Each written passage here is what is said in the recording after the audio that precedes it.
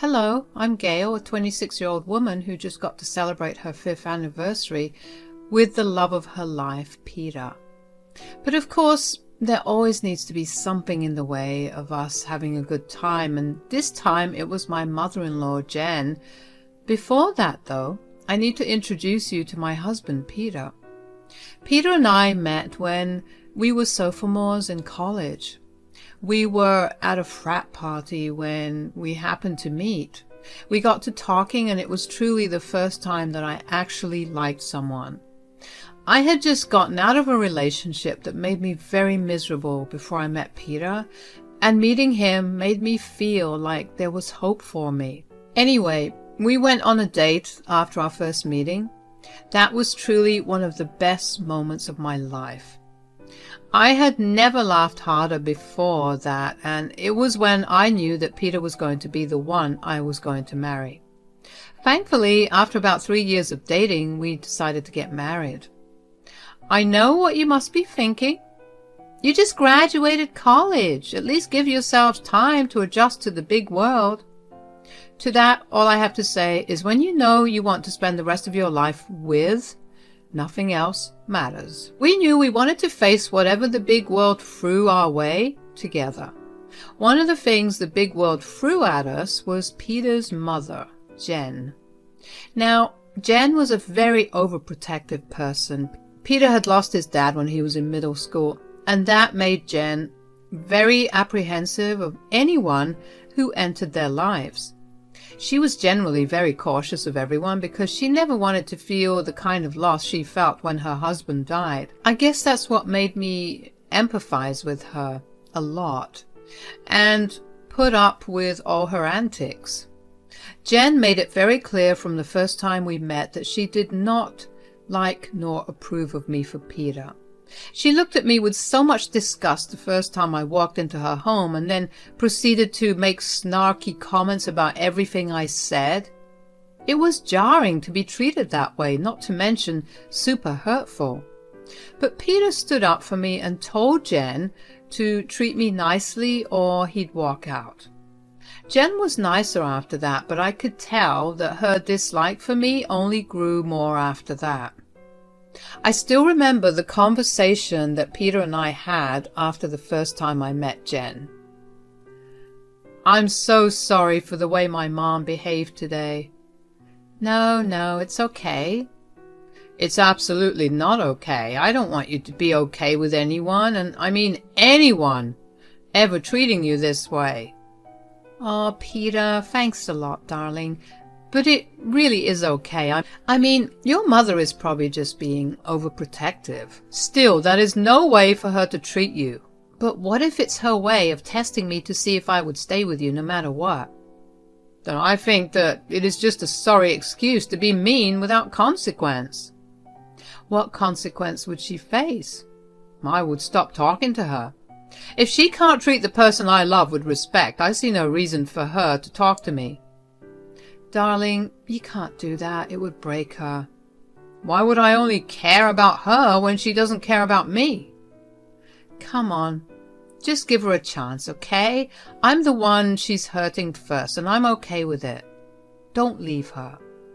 "I'm not leaving right away, but I will give her a few chances, only because you asked for it." "Thanks, darling. Seriously, for everything." "Of course, my love. I'm being serious when I say that if she does do something that is too messed up to apologize for, I'm cutting all contact with her."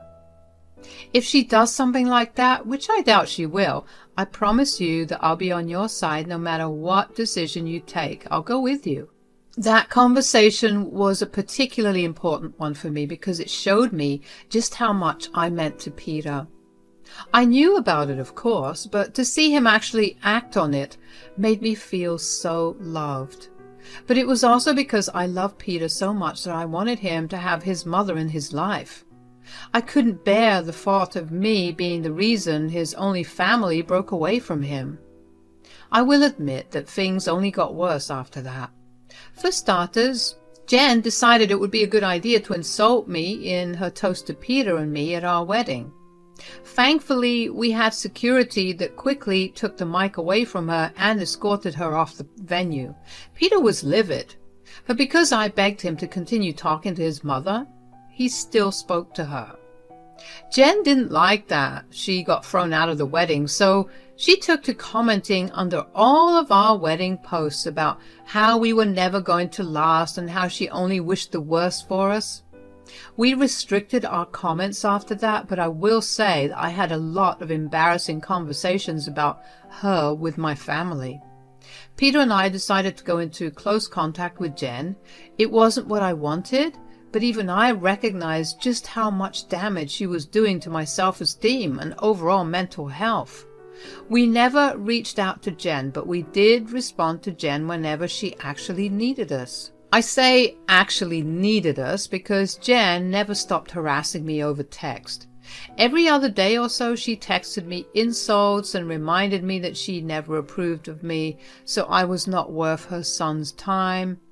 It hurt, but I never blocked her because I figured she just needed time to come to terms with the fact that her son was all grown up now. That was essentially what my first year of being married to Peter was like. But then Jen slowly started calming down in her approach to me, at least over time. Whenever we met her in person for the holidays or birthdays, she would never fail to try and hurt me emotionally. On my third Christmas with Peter after being married, I invited my parents to stay with us, and Peter and I hosted dinner.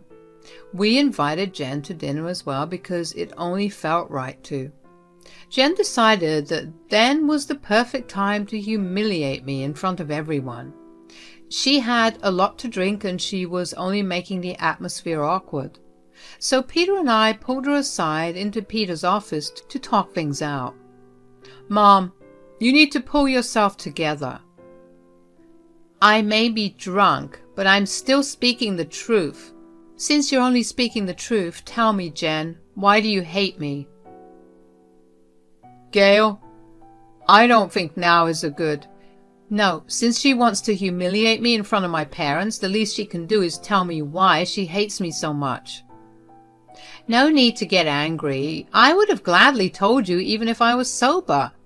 You're not good for my son, that's it." "In what way am I not good enough for Peter?"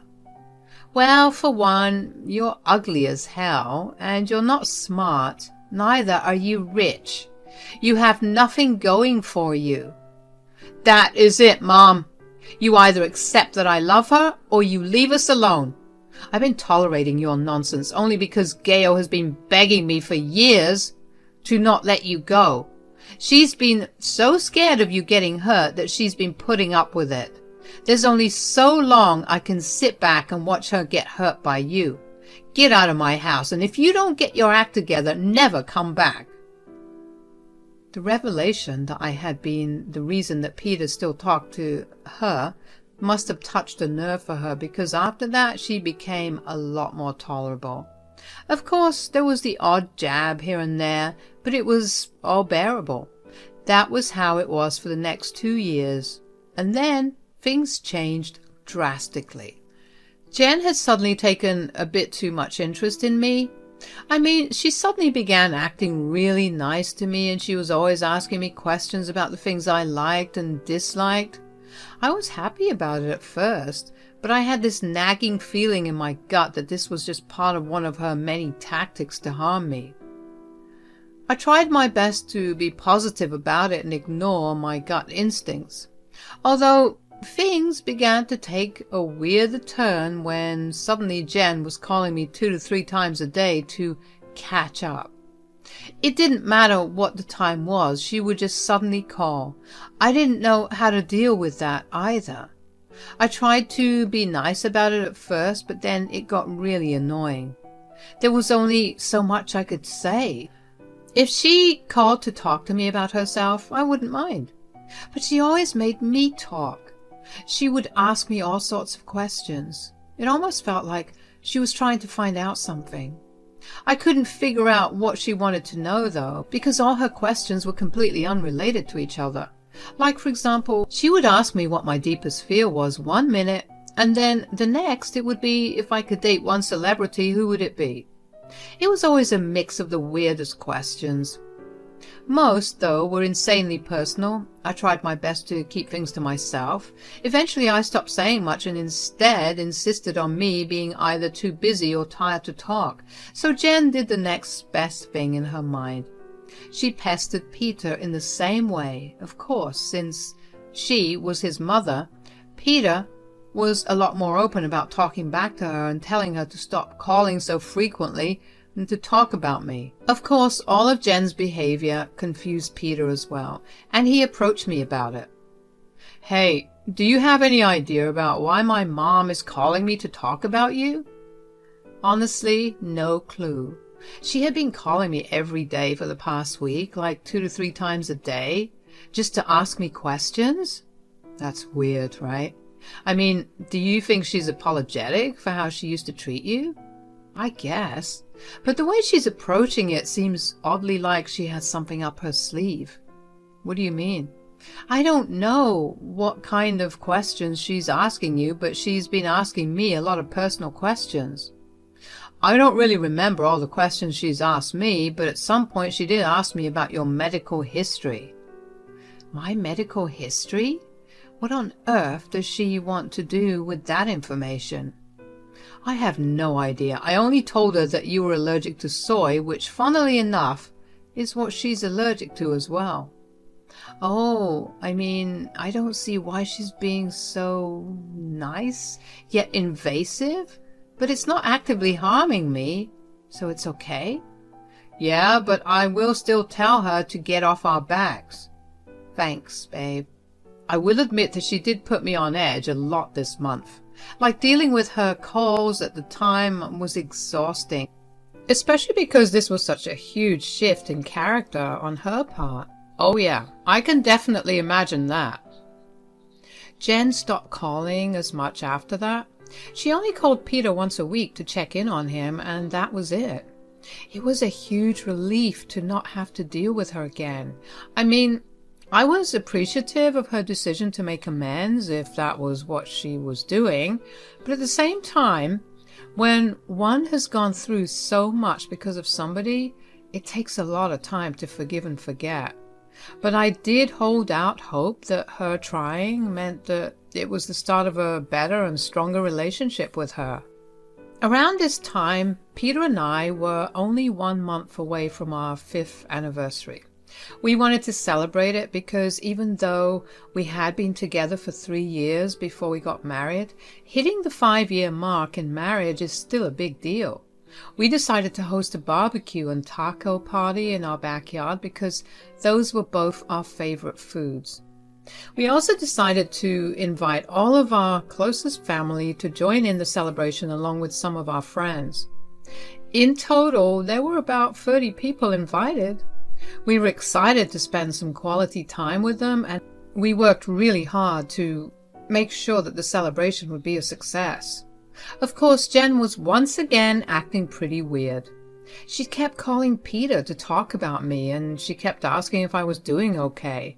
She also kept talking about how it was a miracle that we lasted so long because she always thought that we wouldn't even make it past the 1-year mark. The one thing that stood out to both of us was how she kept mentioning that it would be a shame if our anniversary got ruined by some mishap. I don't know if that was her trying to warn us about her scheme or if she was just being plain stupid, but there were alarm bells going off in both Peter's and my heads. I knew that all of her calls were not for nothing and that we needed to do something in case she did something drastic. We decided to put up hidden cameras everywhere in the house and in our backyard too, because we knew that if there was going to be sabotage on Jen's side, then she would do it in plain sight. I did feel bad for kind of undermining her new interest in getting to me, but I also knew this was only my way of protecting myself and ensuring that nothing bad happened in case things went south. On the day of the anniversary celebration, Peter and I were having a blast. We got to drink and eat with our families. It was overall one of the best days of my life. That was how I felt until Jen approached me while I was in the kitchen refilling the jug of water that was meant for us. "Hey, Gail." "Oh, hey, Jen. It's been a while, huh?" "Yeah, happy anniversary." "Thanks. I've been really lucky to have been able to share all these years with Peter." "Yeah, I do wish that you didn't." "Excuse me?" "You know that I completely disapprove of you. I think my son can do so much better than you." "Well, you're entitled to your own feelings, but that won't change reality." "That is true, but I feel like I'll be able to do something about reality." "Huh? What do you mean?" "I just want you to know that I only want what's best for Peter. Whatever or whoever comes in between that, I will remove them." "You sound really creepy. Whatever you want to say, just say it clearly, Jen." "Never mind, just forget I said anything. Anyway, enjoy the rest of your time." I was super weirded out. Jen sounded like she wanted to literally get rid of me, and I became paranoid about it. There was something seriously wrong with Jen to do and say things like that. I spent the rest of the evening watching all her actions with intense scrutiny. I tried my best to enjoy my time, but I couldn't shake off my paranoia.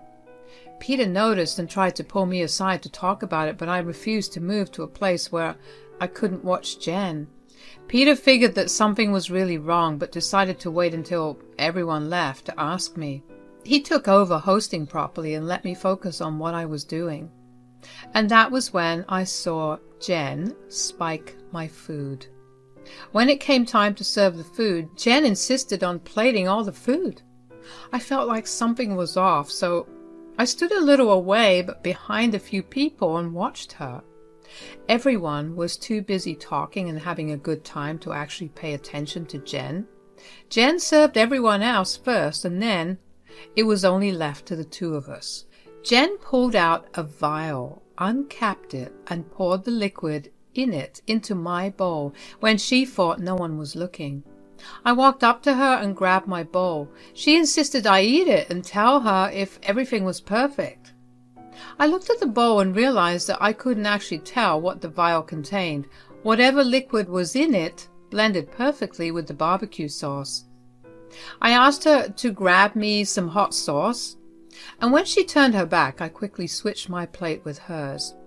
Jen got back to me with the hot sauce and began insisting that I eat my plate.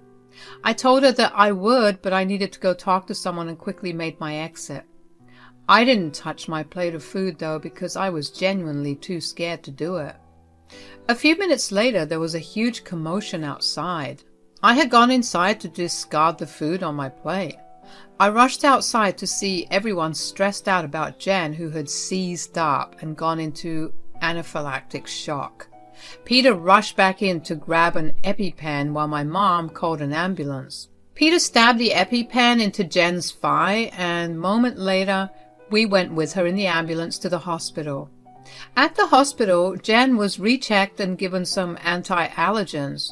She remained there for another few hours. By then, we had informed everyone that Jen was okay, so everyone decided to go back to their respective homes. Peter and I took Jen back home when she was discharged. When we got there, Jen turned to me and pointed her finger at me. "You did this!" "Excuse me?" "You did something to my food. I just know you did." "Jen, why in the world would I willingly put your life at risk?" "Because you hate me." "Mom, that's enough." No, you don't see it, Peter. This woman has poisoned your mind against me. She's made you think that I'm some insatiable freak who's out to get her. But look at what she did." "Jen, I would never do something like this to you. Peter himself knows that I've actually been appreciative of your efforts to mend our relationship. Why would I do something like that to you? You didn't like me calling you and trying to get to know you better." "I did." "Oh, really?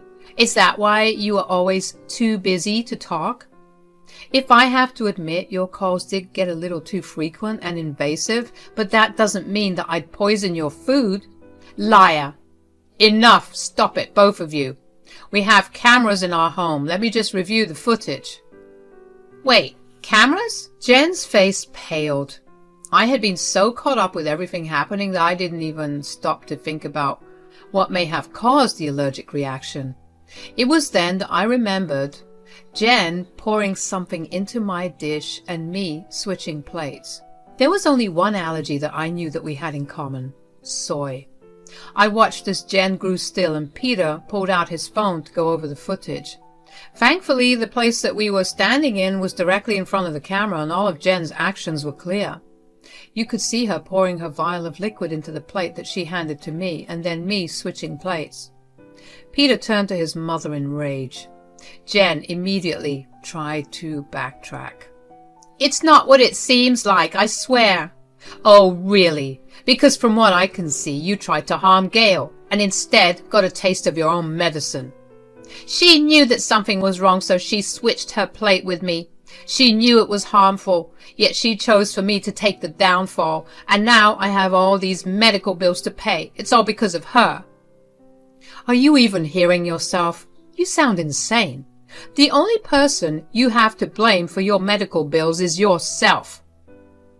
"How can you say that? I want her to pay for it." "Gail will do no such thing. You tried to hurt her. She would have been in the same place as you. Do you really not feel guilty for doing something so horrible?" "I have no reason to feel guilty about anything. I was only trying to do what was best for you." "You thought what was best for me was to see my wife almost die?" "It was just a little soy sauce. Come on." "Right. It was so little that you almost died as well. You know what? I'm done with you. I never want to see you or hear from you again. If you try to approach Gail or me from here on, I will have a restraining order made against you." Peter grabbed my hand and we walked out. My heart was racing at the thought of me being in Jen's position. My soy allergy is much more intense than hers is, and only I know how painful it is. I couldn't believe that someone could do something as atrocious as that. I knew that she didn't like me, but to actually try to almost kill me was crossing a huge line. I was still pretty shaken up about it after we came back home, but Peter was by my side through it all. He apologized for everything that happened, but of course, I told him he didn't have anything to apologize for. Peter and I went out the next day, just the two of us, to redo our anniversary celebration, which was without any drama or fear. Things after that calmed down. Jen did try to call and text us a lot, but we blocked her. She showed up at our door demanding that we pay for her huge medical bill. We told her that we would not do anything of that sort, to which she threatened to take legal action against her. That was a pretty stupid threat, considering we had actual proof of her trying to hurt me. We shut the door in her face and we filed for a restraining order against her. Peter and I are doing great now. We are moving to another state next month, and I'm honestly happy to be away from Jen. I never have to see or interact with her again, and that is enough consolation for me.